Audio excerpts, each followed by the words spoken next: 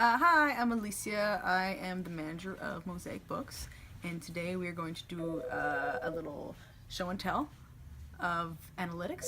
So come along this way. I'm going to show you what we do and the most common things I look at when I use analytics. So the first one we're going to look at is usually at the end of every month. I want to see how my month did compared to last year or maybe another period.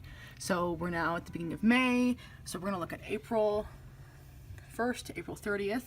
The most important thing is when you start off with your analytics to give yourself an ending date first, and then you can choose where you want to start at. So I went April 30th and went over and did month to date, and this is how we get just a basic breakdown of everything. We're dealing with dollars and not unit copies, and this is just a quick way of seeing how did your month do compared to last year. So you can see right here, I like to look at this bottom area. Graphs are nice, but I'm more of a number person. You can see that our sales were up 16% and our profit was up 15%. That's awesome. This is compared to the same time frame of last year as well. So if you see that maybe your sales are up or even down, this is a good time to hit the breakdown option. Breakdown. And then I like to actually do it by subject in store. Class. So we classify everything really well, and this from the very top will show you your top sections, your highest grossing sections, and how your sales did in each one. As you can see, our bargain was up 19% in sales, profit was up 23%, and you can kind of go down, and if you find that maybe your sales were down over that month, you can find maybe a problem area. Maybe your fiction was down quite a bit and that really dragged the whole month down. Sometimes you can even see maybe you had a huge sales last year in the kids section because maybe that new Harry Potter book came out and that really affected things. So you can kind of gauge how things are going from there. And this is just a quick way to look at your month and kind of give you an idea of where things are. So this is a good way. You can go down your sections and it'll go all the way down to your smallest sections at the very bottom. So let's see if we can find.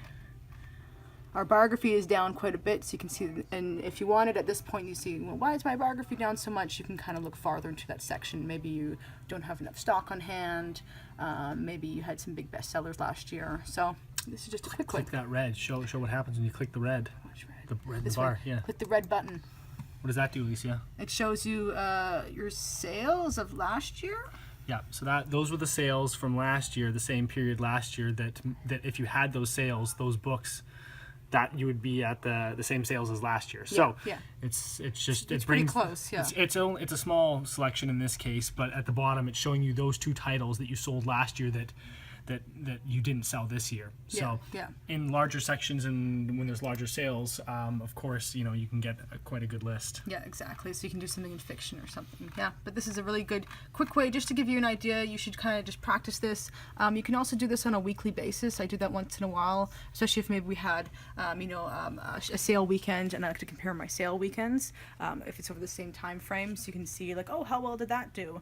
So weekly is it's a nice little reminder, but the month end is kind of important, and it gets you practicing using analytics because it can be a lot to start off with. So if you just play with it a little bit every day, 5 minutes a day, it should be totally fine. The next section we're going to look at is we're going to do our promo breakdown. So this is almost a class breakdown in store. We're going to look at all of our bargain books right now.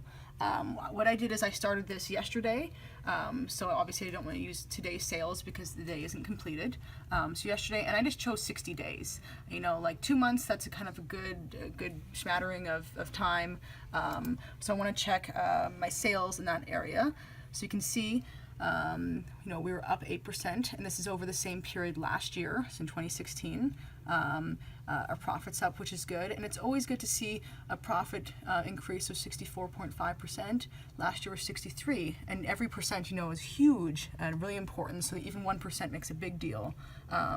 So if you ever wanted to, from that point, maybe look at if there's a certain supplier that you deal with, you can click on your supplier button here, and this, when you click the black area at the top, it's going to load all the suppliers you deal with, and it's going to start with your biggest suppliers first. So for us, especially since we're in Canada, Book Depot is our main supplier, and you can actually see we are actually down 1% with them. So although we were up in sales, we're actually down with them. Our profit's up a little bit more, so you can see our profit went up actually a huge, like about 4%, so that's really big.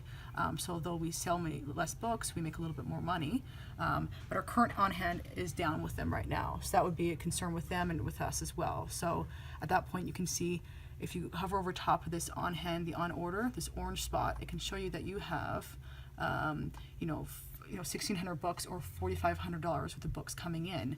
That really isn't a lot, so I should probably step on it at that point. So you wonder, where do you make up for your sales? How did you increase your sales? Well, I dealt with a company I only deal with once in a while, Books for Less, so we had a huge increase. And obviously we didn't carry a lot of stock last year, so it says we're up 238%, but probably because we didn't have much on hand. So that's where we made up the sale difference. And you can go down to your other smaller suppliers and see how each one's doing. Another way to look at this is if you unclick the supplier button. I also like to look at subjects. So you click over the black area of the subject, so you can see it starts off with your fiction area, and this pulls it from the BISAC. This isn't anything that we necessarily do in the store. We don't classify it ourselves, but this breaks it down from Bookmanager, and it shows my fiction area is doing well. My on-hand's down a little bit, so I could probably use some more stock. And keep in mind, this is all in dollars. So if you want to do more specific, you can always click at the top at unit copies, and that gives you a really good idea of how many books are in each section, and maybe if you need to do a return or not, or maybe you need way more stock in store.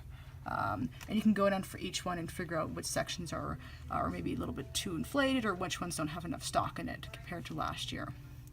This also gives you a good idea when to do markdowns. Maybe you have way too much stock and not much is moving. It might be a good idea to go through and clean some stock up. And finally, we're going to look at our kind of customer type breakdown. In this case, we're going to look at our school breakdown, because that's our main kind of like specialty customer breakdown. So we are looking at all of our school business. We classify them as a customer type 3. So what I did in this case is I want to see what I did last school season, so the 2015-2016 season, and I want to compare it to my season. Now, right now, I'm not quite done the 2016-2017 season, so what I've done is I've actually selected an end date in the future for end of June, so that's usually when all of our school business is done for the year. And I started it in August 1st of last year. So this kind of gives us a good idea of our school business. Then I went through and I just clicked customer type 3, because that's what we classify them as.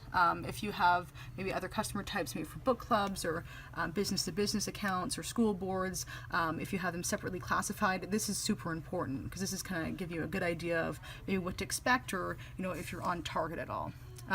So obviously the first one we're going to look at, I clicked at previous years, so it gives me the exact same time frame as the previous school season, and I did same day of month, not same day of week, because I want specific days for this one. So play around with those, and those are really important, and you can see when you do previous periods, August 1st to June 30th, August 1st to June 30th, so you're kind of on the same time frame. So we can see right now is, since I'm not done my school year, I'm down 10%. You can show the dollar amount there, 17,000. So judging right now is from right now in May to end of June. I hope that I can make that up or even increase my sales, because I know I still have some more book fairs to do and things to add on. So that's almost like a goal setting for yourself. And if you scroll down the previous season, this is going to show you. This is what we did in sales. And we were up 13% over the 2014-2015 period, right over here on the right-hand side. So that's really good. And it's also really good to look and see in that school year our profit margin there, but we actually increased it over here by a full %, which is fantastic. Like we said, any discount, any additional percentage is a huge deal, especially when you're discounting things as we do with all of our school types. The other ways you can use analytics for, which I like to use a lot, is for maybe section changes. So maybe you're playing around with your kids' storybooks or kids' nonfiction, which we've been doing. So I marked down when we did a big change, so maybe we cleaned it out or tried facing everything out quite differently. And I marked that on the calendar, and I start with that date, and then maybe check it again in a month from now, and I check that out in previous sales to see if that's actually working properly. Was that change a good idea? Did it have much impact? We also had to rejig around our cards last year, so we tried to check with our card supplier, did that card change work? So you can check and see at that point. Another useful way is with analytics is also clicking on your unit copies is a really good idea to use when you do section changes, or seeing if maybe your section is too packed. We find for storybooks, the more books we have in there, it hits a certain point where there's too much selection and it jams it, so their sales actually go down. Looking at dollars isn't very helpful because our dollar prices have been increasing so much, so it looks like you're carrying more money in store, but you're actually not carrying any more stock necessarily. So unit copies are really important. It also shows you your turns really easily and cleans them up. Another way we use it is when we do our calendars. It lets us know when we should start discounting our calendars by looking at last year's sales to say this is our peak time, but at this, maybe this week or this specific month, sales start to drop. So we use that weekly, and we find that okay, we were sold 200 units last week, but now we only sold 150 this week. We're selling less, which means that we now have to discount them in order to get rid of them, especially if you had 1,200 calendars left over like we did. It's the end of analytics. I know it can be a little overwhelming. The way I got into using analytics is I did about 5 minutes a day, every day. It's just something I got home at the end of the day, had a glass of wine, and started playing around with it. And it kind of looks really confusing, but it's right now I can look at it and click and get myself into a report within seconds. It takes no time. It's very quick. So don't forget, if you're coming to Bookmanager Academy, to come to the analytics session. I know it isn't the most exciting. It isn't a wine tour. There is not a cocktail party, but I guarantee it will help you out. And I'll bring my unicorn around maybe. Yeah, but thank you. We'll maybe see you next time.